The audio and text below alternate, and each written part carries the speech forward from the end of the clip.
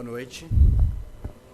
É uma alegria, um privilégio estar novamente aqui com vocês e compartilhar um pouco da palavra de Deus e aquilo que Ele tem colocado no meu coração nessas semanas de estudo.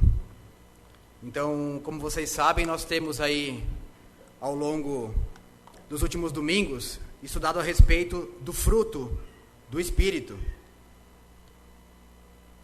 Agora sim. O fruto do Espírito, que é uma metáfora usada por Paulo para descrever as virtudes que são perceptíveis na vida daquelas pessoas que andam debaixo do domínio do Espírito Santo. Por isso que a frase que nos tem acompanhado nesses domingos é a que está aí na tela. O fruto do Espírito é resultado do andar no Espírito. Até por isso é interessante você avaliar a sua vida e a sua caminhada com Deus diante dessas virtudes que nós temos estudado.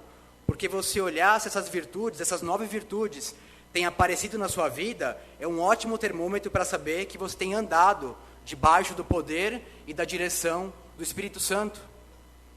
Também já estudamos e sabemos que essas virtudes não vêm de nós, elas não nascem em nós e não são fruto simplesmente do nosso esforço pessoal.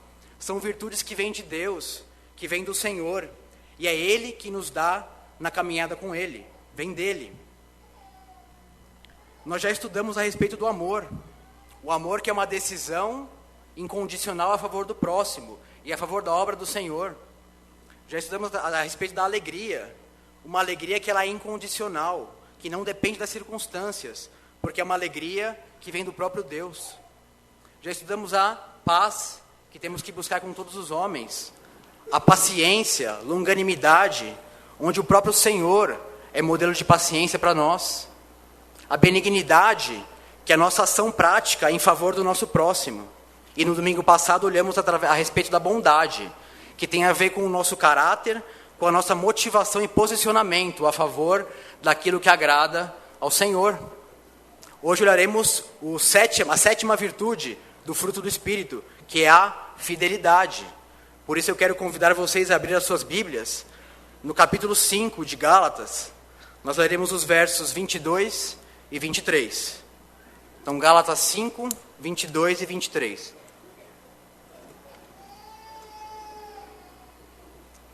Creio que muitos já sabem de cor esses versículos, né? Vamos lá, então. Mas o fruto do Espírito é amor, alegria, paz, longanimidade, benignidade, bondade, fidelidade, mansidão e domínio próprio. Contra essas coisas não há lei. Eu estava separando e meditando a respeito de versículos que eu encontrei a respeito da fidelidade. E nessa pesquisa, nesse estudo, eu resolvi abrir lá o Google e colocar a palavra fidelidade para entender o que aparecia ali para mim naquele resultado. E foi o que eu fiz. E ele me mostrou 10 resultados iniciais a respeito de fidelidade. E foi bem interessante. Os 2 primeiros são resultados meio que padrão, né, desse site de buscas. Me levou a dicionários, enfim, sites que definem o significado de fidelidade. O terceiro resultado, ele me levou para um videoclipe de uma cantora gospel e uma música chamada Fidelidade. E aí eu fiquei um pouco mais animado. Falei, opa, acho alguma coisa a ver com o nosso assunto. Mas o quarto resultado era um site chamado Teste de Fidelidade. E esse eu não recomendo que vocês entrem, não vale a pena, não tem nada a ver com o nosso assunto de hoje. Agora, o mais interessante foram os 6 restantes, os 6 demais resultados. Porque todos esses 6 me levaram a sites de empresas e os seus programas de fidelidade, ou programas de relacionamento. Então, ali encontrei o site da Smiles, da Gol, né? O Múltiplos, da TAM, encontrei a Hotelaria Accor, o Bradesco, enfim, sites de empresas e os seus programas de relacionamento. E no fundo isso revela uma realidade que nós bem conhecemos, que hoje em dia a fidelidade, ela está em moda na relação entre empresas e clientes, mas nas demais relações a fidelidade anda bem fora de moda. Fidelidade conjugal, fora de moda. Fidelidade com a família, com os filhos, fora de moda. Fidelidade com um amigo, com o chefe, com o funcionário. Fidelidade com compromissos assumidos, muito fora de moda. E para não ser tão radical assim, a fidelidade ela até vale hoje em dia. mas ela vale até aquele ponto onde você se beneficia dela. Chega um ponto onde você começa a ter que pagar o preço pela fidelidade. E aí, naturalmente, a gente começa a deixar de lado aquele compromisso assumido. Então, fidelidade conjugal, ela até funciona, mas até um certo ponto. Até enquanto o casamento me proporciona prazer, diversão, conveniência. Mas chega um ponto em que o casamento começa a apresentar aquelas fases mais complicadas, e aí a fidelidade conjugal já passa a ser menos valorizada como era antes. Isso é muito triste. E por isso que minha oração nessa noite é recolocar a fidelidade no patamar onde ela jamais deveria ter deixado ter saído. A fidelidade conforme a palavra de Deus nos ensina. Para começar o assunto, eu gostaria de esclarecer uma questão bastante importante, e eu creio que alguns de vocês podem já ter reparado nessa questão. Algumas traduções das Bíblias, que ao invés de trazer a palavra fidelidade como virtude do fruto do Espírito, trazem a palavra fé. E aí fica a pergunta, falaremos de fé ou de fidelidade? Essa questão ela aparece porque no grego, que é a língua original em que foi escrito o Novo Testamento, a palavra que é usada tanto para fé quanto para fidelidade é a mesma, é a palavra pistes. Assim como no português isso acontece também. Por exemplo, a palavra manga. Manga pode significar uma parte da minha roupa ou uma fruta. Agora, como é que eu sei quando manga é uma coisa e quando manga é outra? É muito simples, né? É olhar o contexto daquela passagem. O contexto me revela o significado da palavra. E quando olhamos o contexto, aqui de Gálatas 5, 22 e 23, de fato, fidelidade é a melhor tradução, é a melhor palavra a ser usada. Não há dúvidas de que fidelidade é a qualidade daqueles que possuem fé. Elas são palavras relacionadas. Até por isso, pessoas que seguem determinada religião ou seita ou algum líder são chamados de fiéis. Mas no nosso contexto, fé está muito mais ligada ao dom que Deus nos dá, através do qual nós temos a reconciliação com Ele. Então, conforme Efésios 2, pela graça somos salvos mediante a fé. Por isso que a fé, que é a certeza das coisas que nós esperamos, que é a prova daquilo que nós não vemos, ela está ligada mais ao tronco da árvore e não ao fruto. A fé, ela é o começo de tudo, ela é o início da nossa vida espiritual. E conforme a gente vai caminhando na vida espiritual, o fruto, ele vai aparecer como resultado do andar no Espírito. E dentro do fruto, nós podemos enxergar aqui esses gomos, essas partes do fruto do Espírito, está ali dentro a fidelidade, entre os outros 8. Por isso você pode notar que dentro do fruto do Espírito, as virtudes estão relacionadas a relacionamentos práticos com Deus, com o próximo, a nossa vida diária. Por isso, novamente, o contexto nos afirma que fidelidade é a nossa melhor tradução. Esclarecida essa questão, eu quero apresentar para vocês o nosso desafio dessa noite e o tamanho e a seriedade do que nós iremos tratar, através dessa frase, que a fidelidade, ela é imprescindível, ela é fundamental ao relacionamento do cristão com Deus, com o próximo e consigo mesmo, e comigo mesmo. Perceberam a seriedade do assunto? A fidelidade ela permeia a nossa vida inteira, no relacionamento com Deus, com o próximo e comigo mesmo.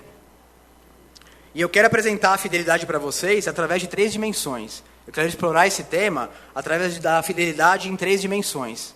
E são elas a exclusividade, a verdade e a regularidade. O primeiro ponto, que é a exclusividade, ela é um requerimento básico que Deus nos faz no relacionamento com Ele. E esse requerimento, essa exigência, ela é muito bem retratada por Josué, num discurso que ele faz ao povo de Israel.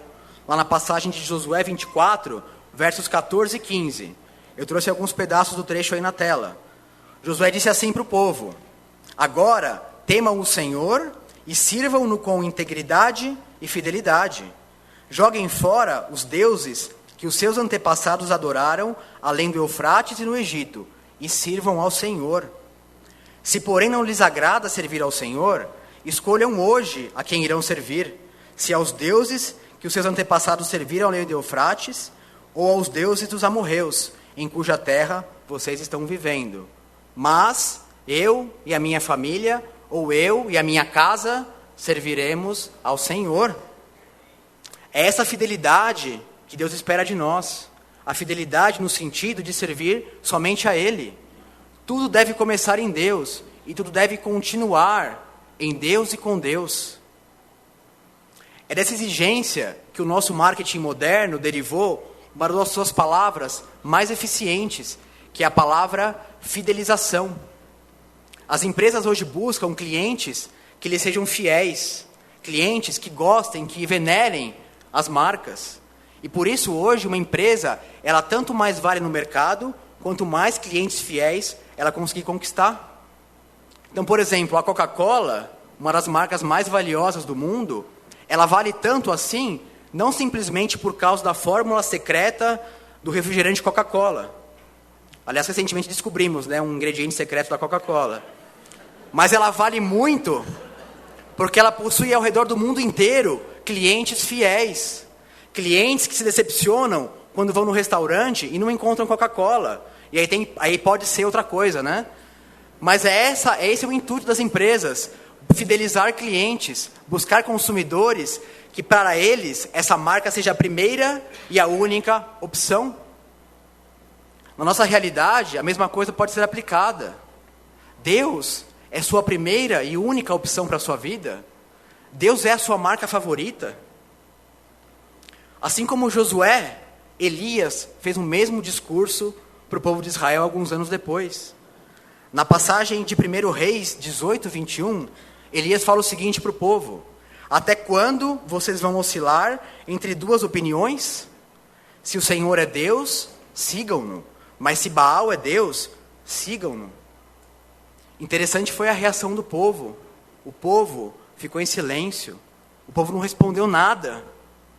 E a explicação é muito fácil. O povo ficou em silêncio porque eu e você, a nossa tendência é querer agradar os dois lados.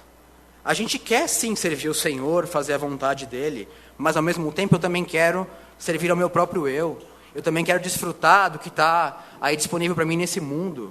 Eu quero ser exclusivo para um lado e para o outro. Só que na verdade isso não existe. Ou eu sou exclusivo ou eu não sou. Ou eu estou com o Senhor, ou eu não estou. Nós vimos recentemente que não é possível servir a dois senhores. Não dá. Ou você é do Senhor, ou você não é. E isso vale para a sua salvação.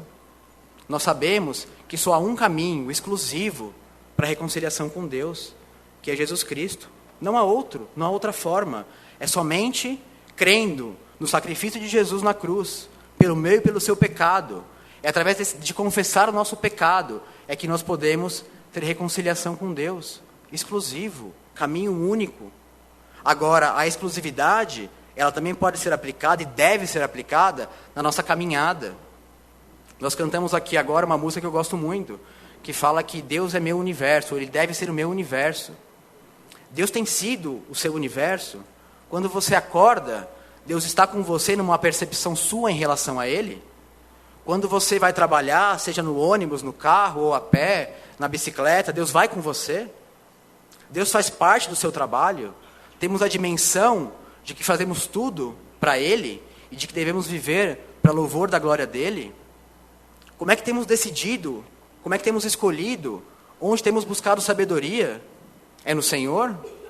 Ou Deus tem sido para nós como aquele remédio que nós até carregamos na bolsa, mas que nós só não nos lembramos dele quando aparece aquela dor de cabeça forte? Como é que Deus tem sido para você? Por isso aqui vai minha primeira pergunta, a primeira reflexão para nós nessa noite. Temos sido fiéis no sentido da exclusividade?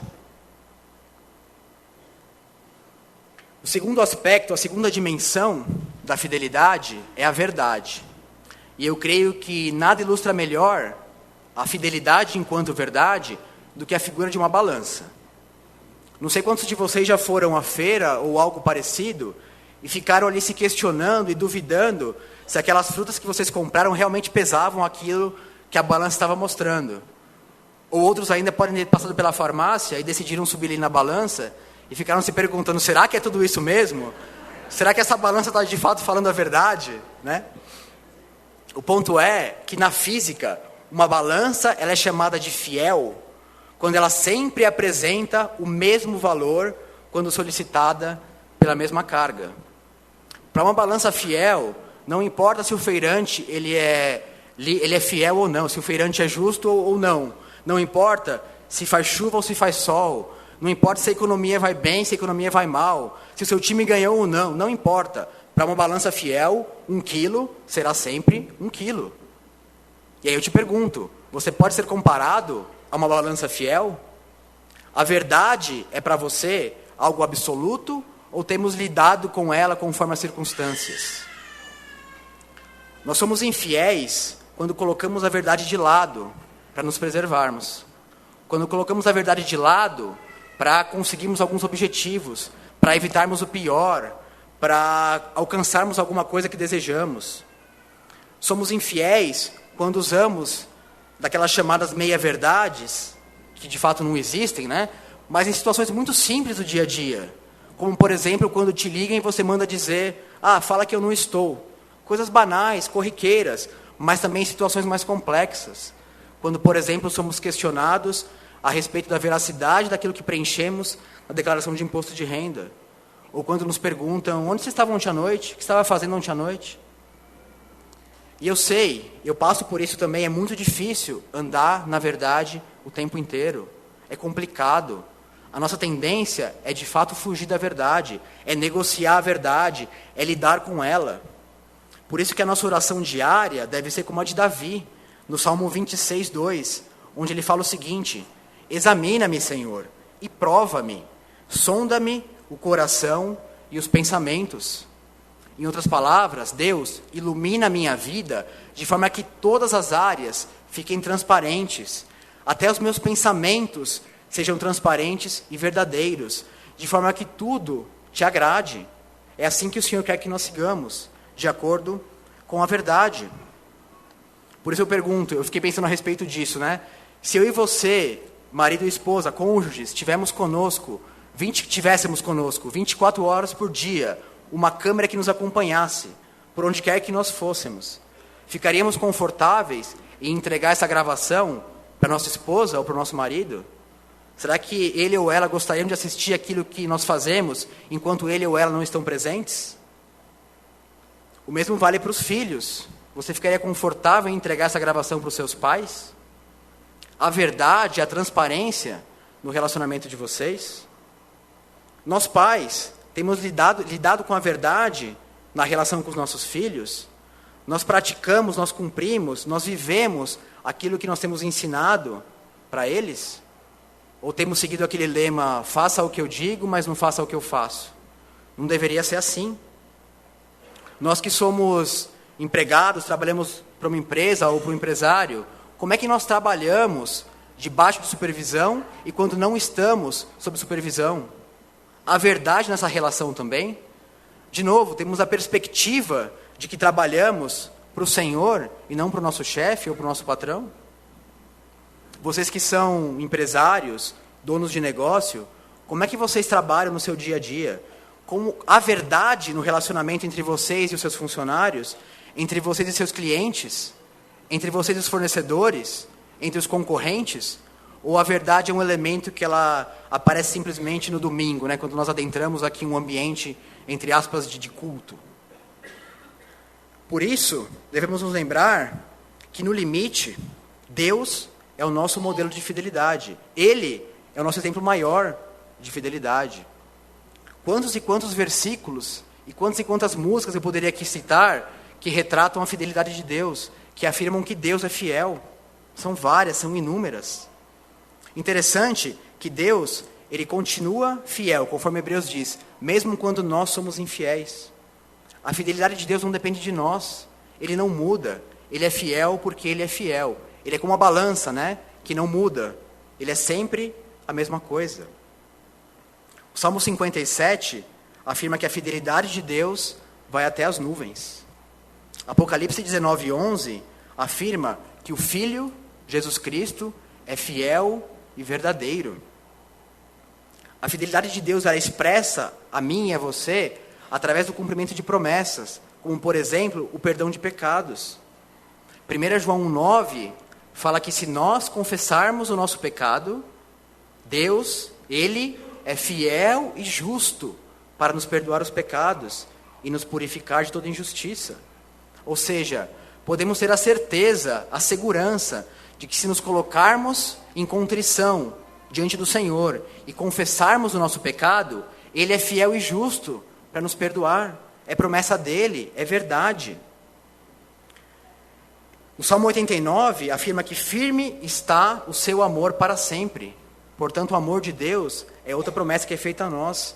Firme está o seu amor para sempre. Deuteronômio 32:4, que está aí na tela, apresenta outra promessa que é maravilhosa. O texto fala que Ele, Deus, é a rocha. As suas obras são perfeitas e todos os seus caminhos são justos. É Deus fiel, que não comete erros. Justo e reto Ele é. Esse é o nosso modelo. Graças a Deus, como é bom fazer parte da família de um Deus que é assim. De um Deus que não erra, que é perfeito. De um Deus que não é como nós, que fica mudando de ideia o tempo todo. Graças a Deus que Ele não é assim. Por isso, se hoje eu tivesse a liberdade de escrever um versículo para vocês, eu diria o seguinte: sejam fiéis, porque eu sou fiel, diz o Senhor. Sejam fiéis, porque eu sou fiel, diz o Senhor. Se esse é um assunto que tocou a sua vida, se o Espírito está te incomodando a respeito de alguma área da sua vida, ou de algumas áreas onde a verdade não tem prevalecido, onde há falta de transparência, onde há dissimulação, não resista ao Espírito. Tome uma decisão firme hoje de viver na verdade. Faça como Davi e ore: Senhor, examina-me, prova o coração, clareia a minha vida e pague o preço de andar na verdade, pague o preço de viver na verdade. Porque quanto mais a gente vai adiando essa decisão, mais fundo a gente vai, e pior vai ser a consequência que a gente vai colher a respeito disso. E porque no limite, na ótica do Senhor, no critério dele, o verdadeiro adorador, ele é um servo fiel. Olha aí o que diz o Salmo 101:6. Meus olhos, Deus falando, meus olhos aprovam os fiéis da terra, e eles habitarão comigo. Somente quem tem vida íntegra me servirá. Percebeu o critério do Senhor? Somente quem tem vida íntegra me servirá. E aqui vai minha segunda pergunta, minha segunda reflexão. Temos sido fiéis no sentido de viver a verdade em todas as áreas da nossa vida? O terceiro e último aspecto da fidelidade é a regularidade. Irregularidade não no sentido de mediocridade, daquela regular médio, não. No sentido de continuidade, de constância, regular nesse sentido. Aí na tela está uma proposta do gráfico daqueles que são irregulares. Então, pessoas marcadas por momentos de êxtase, de sucesso, de dedicação, mas seguidos por momentos de crise, de vale, de depressão, de tristeza.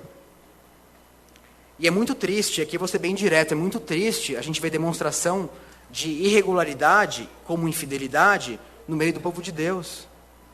Há pessoas que parecem uns vendavais de tão animadas, e estão ali dispostas e falam e tudo mais, mas de repente essas pessoas somem, desaparecem. Há outros que sempre dão início a muitos trabalhos, a projetos, e quando o projeto sai do papel, ele logo cessa, ele não fecha nenhum ciclo, ele para, ele simplesmente desaparece. Há outros que ouvem uma palavra e são tocados, e ali decidem, naquele momento, entregar quase o salário inteiro do mês para Deus e para a sua obra. Só que o tempo passa e a oferta financeira ficou restrita àquele momento. Os meses seguintes vêm e a oferta financeira ela cessa. Ela não acontece novamente, porque ele não entendeu que Deus o chama a ser regular, inclusive na oferta financeira. Outros ainda se dispõem a servir as pessoas, a aconselhar, a ser consolo e suporte para quem está precisando. Mas na prática, vão ser raras as situações onde ele de fato vai estar disponível ao próximo, porque ele vai estar normalmente preocupado mais com os seus próprios problemas que com a sua própria vida. Talvez esse tipo de gente busque logo o prêmio pela sua fidelidade inicial. E quando não encontram esse reconhecimento, desistem. Vão buscar reconhecimento, popularidade e aceitação em outras coisas. E os Gálatas, estavam caindo nessa. Nós pudemos ver aí ao longo do estudo do livro de Gálatas que eles caíram nessa questão da irregularidade. Paulo os chama de infiéis por causa desse aspecto. Os Gálatas começaram bem a sua caminhada, ouviram o evangelho puro e simples de Paulo, creram em Jesus Cristo. Só que o tempo passou e eles começaram a dar ouvidos a doutrinas que não combinavam com o evangelho verdadeiro. E olha a indignação de Paulo com esse povo. No capítulo 3, versos 1 a 3, Paulo diz o seguinte: ó Gálatas insensatos, quem os enfeitiçou? Será que vocês são tão insensatos que, tendo começado pelo Espírito, querem agora se aperfeiçoar pelo esforço próprio? Perceberam a irregularidade na vida dos Gálatas? O cristão fiel não é assim. O cristão fiel, ele é firme nos seus compromissos. O cristão fiel, ele segue adiante, mesmo quando não é reconhecido, mesmo quando encontra oposição, mesmo quando ele é questionado. Para o cristão fiel, a sua palavra vale mais do que um contrato assinado em cartório. O cristão fiel e regular cumpre os seus compromissos e os seus combinados. O seu caráter é reto. Podemos compará-lo na regularidade, guardar as devidas proporções, aos cães. Os cachorros são chamados de amigos fiéis, são chamados de melhores amigos do homem, pela sua regularidade. Quem tem cachorro sabe, você pode contar com ele quando você precisar, estando ele bem alimentado ou não, estando ele com o sono em dia ou não. Pode estar muito frio ou muito calor, o cachorro está sempre disponível ao seu dono. Já os gatos, me perdoem quem gosta de gato, mas os gatos não são bem assim, né? Vi que tem algumas caras aqui me reprovando. Mas para você contar com um gato, você vai depender da combinação de uma série de fatores. Esse gato vai ter que estar bem com um sono em dia, vai ter que estar bem alimentado, não pode estar com muito frio nem com muito calor. E aí talvez você conte com a colaboração dele, né? Aí eu te pergunto, você se parece mais com gatos ou com cachorros? Pergunta aí para o irmão ao seu lado o que ele acha. Se você parece mais com gato ou com cachorro.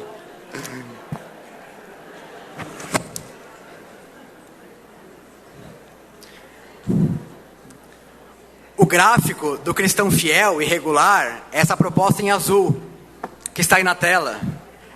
É um gráfico que apresenta um crescimento em relação à maturidade. Notem também que nesse gráfico há alguns momentos de crise também, porque nós não conseguimos viver sem pecar. As crises passam pela nossa vida de fato. Agora, a diferença do gráfico azul é que o cristão fiel e regular, quando ele se encontra na depressão e na crise, ele rapidamente retoma o seu caminho.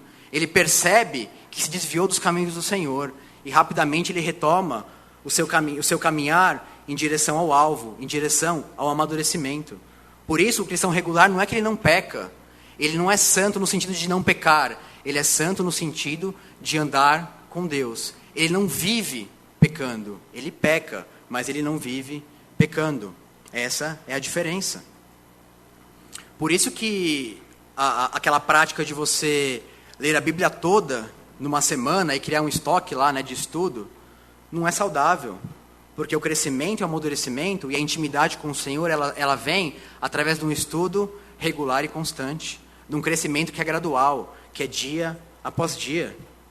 Da mesma forma, você passar dias e noites seguidas orando, para criar um estoque de oração, né, e depois você deixar aquilo de lado, é uma prática também nada recomendável, porque a intimidade com o Senhor, ela vem daquela oração sem cessar, da oração que é diária, que é a hora que você acorda, é quando você está no trânsito, é quando você se recolhe especificamente para orar, é quando você se depara com alguma situação diferente, é o tempo todo.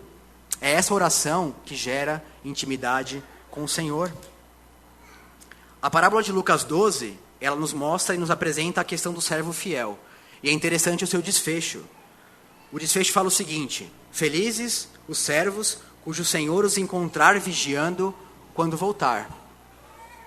Portanto, a regularidade também tem a ver com persistência, com perseverança. Eu não sei quantos de vocês gostam de futebol, mas creio que todos sabem que a torcida do Corinthians ela é chamada de fiel. E há uma razão muito simples para isso. Houve uma época longínqua onde o Corinthians ficou muitos anos sem ganhar nada, sem ganhar nenhum título. E o que era de se esperar é que nessa época a torcida encolhesse, diminuísse, afinal, quem vai torcer para um time que não ganha nada? Agora, o que se observou na prática foi justamente o contrário. A torcida cresceu muito numa época de escassez de títulos. E por isso ela passou a ser chamada de fiel, pela sua persistência. Eles acreditaram que a hora ia chegar, que a sorte ia mudar, como de fato mudou, né? Aí não parou de ganhar mais título. Até hoje continua assim, né? Mas eu sei, irmão, esse aqui é um exemplo, né, simples, mas eu sei como é duro a gente orar pela conversão de um parente, de um filho, de um pai. Como é duro você orar ano após ano e essa conversão não chegar. Como é duro colocar diante do Senhor necessidades de saúde, de emprego, e o Senhor nos responder a conta-gotas, ou nos responder de uma forma diferente daquilo que nós desejamos. Como é duro buscar uma resposta do Senhor e ela demorar a chegar. E graças a Deus que a fidelidade e a perseverança é um dom que vem, é uma virtude que vem de Deus. Porque se dependesse de nós, a nossa tendência é desistir, a nossa tendência é para impaciência, para desistência. Por isso, a minha palavra para você que está buscando uma causa, que tem lutado por ela, é: seja fiel, seja perseverante, não desista. Saiba que Deus está com você na crise, Deus está com você na necessidade, e Deus quer se aproximar cada vez mais de você nessas situações. Você que tem desenvolvido, desempenhado um ministério, um serviço para o Senhor, seja lá qual for, e tem pensado em desistir, porque tem se deparado com dificuldades, com oposição, ou com falta de reconhecimento, seja fiel, não desista, seja regular por causa do Senhor, seja fiel porque Ele é fiel, porque ser fiel na bonança, na tranquilidade, é muito fácil. Agora Deus prova a nossa fidelidade nas dificuldades. Você que tem levado uma vida muito boa, com prosperidade, com saúde, continue fiel ao Senhor. Não se afaste dele nesses momentos, porque essas coisas são passageiras, são frágeis, e no fim das contas, elas de nada vão valer para você. E aqui vai minha última reflexão, minha última pergunta. Temos sido fiéis no sentido da regularidade, da perseverança? Quando eu estava estudando e me deparei com essas 3 dimensões da fidelidade, me veio essa pergunta na minha cabeça: quem é capaz de ser fiel assim? Quem é capaz de andar na exclusividade, na verdade e na regularidade? Quem consegue ser assim? E graças a Deus que a nossa suficiência vem dele. Graças a Deus, a fidelidade não está ligada a algo que eu faça por minha conta, pelo meu esforço pessoal isolado. Não, é uma virtude que vem de Deus. Por isso, irmão, não desanime ao se deparar com uma exigência tão grande de fidelidade. Muito pelo contrário, alegre-se, porque Deus quer fazer de mim e de você um servo fiel. Deus quer aprimorar o nosso caráter dia após dia. Ele quer relacionar-se conosco, para que nós sejamos fiéis cada vez mais. Qual o nosso papel nisso tudo? Como diz Efésios 4, deixar-se encher do Espírito. E como é que eu faço isso? Eu me deixo encher do Espírito quando eu saio da frente. Quando eu me coloco diante do Senhor com o coração quebrantado e reconheço que eu não sou assim e que eu não consigo ser assim, que a minha tendência é para a infidelidade. Quando eu faço isso e peço: Senhor, usa a minha vida, me capacita a ser fiel, eu começo a deixar Deus encher a minha vida. E eu preciso alinhar a essa decisão a minha agenda, o meu tempo, as minhas prioridades, os meus recursos financeiros, os meus dons e talentos, enfim, alinhar a decisão de viver cheio, alinhar-se à decisão de viver cheio do Espírito. Por isso você, que ainda não conhece Jesus Cristo, não busque a fidelidade sem buscar Jesus em primeiro lugar, porque a capacitação vem dele. Entregue-se ao Senhor em primeiro lugar, porque quando Jesus habitar no teu coração, é que você vai ser capaz de andar em fidelidade. E nós, que já somos de Jesus, ouçamos a voz dele hoje, de examinarmos a nós mesmos, de olharmos para a nossa vida e identificarmos aquelas áreas onde temos faltado, onde temos pisado na bola, onde temos desviado o nosso caminho, de forma que Ele nos ajude a recobrar o caminho da maturidade em direção ao alvo, que é o próprio Deus. Quero encerrar trazendo de volta aquela frase que nos guiou ao longo da exposição, que diz que a fidelidade ela é imprescindível, é fundamental na nossa relação com Deus, com o nosso próximo e comigo mesmo. Qual vai ser o resultado disso tudo? Vai ser uma qualidade de vida que nós jamais imaginamos ser possível viver. Por isso eu te pergunto, você quer viver a verdadeira vida vitoriosa? Leve para casa esse verso de Provérbios 3:3, que diz que o amor e a fidelidade jamais o abandone. Prenda-os ao redor do seu pescoço. Escreva-os na tábua do seu coração. Que Deus nos abençoe. Quero orar com vocês. Deus e Pai, o desafio é grande, ó Deus, e nós precisamos do Senhor. Quero te agradecer pela Tua palavra que nos confronta, que nos mostra a verdade, que nos desafia, ó Pai. Nós queremos ser usados pelo Senhor. Nós queremos caminhar ao Teu lado, ter intimidade contigo e andar de uma forma que Te agrada. Andar de uma forma que manifesta as virtudes do fruto do Espírito. Guarda a minha vida e dos meus irmãos, ó Pai, que o Senhor nos ajude a olhar para o Senhor o tempo todo, a fazer do Senhor o nosso universo. Que o Senhor nos ajude, ó Pai, a andar na verdade. Que o Senhor esclareça, que o Senhor deixe transparente aquelas áreas onde temos faltado. E que nós possamos, de fato, decidir de forma firme a pagar o preço de andar na verdade em relação ao Senhor e em relação aos nossos relacionamentos. Que o Senhor também nos ajude, ó Deus, a perseverar na Tua obra, a perseverar naquilo que Te agrada, a perseverar nos nossos relacionamentos. Que nós não possamos desistir das pessoas, ó Deus. Nos ajude a buscarmos o nosso próximo também, ó Deus, a valorizarmos o nosso próximo como nós valorizamos a nós mesmos. E é isso que eu Te peço, ó Pai. Guarda-nos em nome de Jesus. Amém.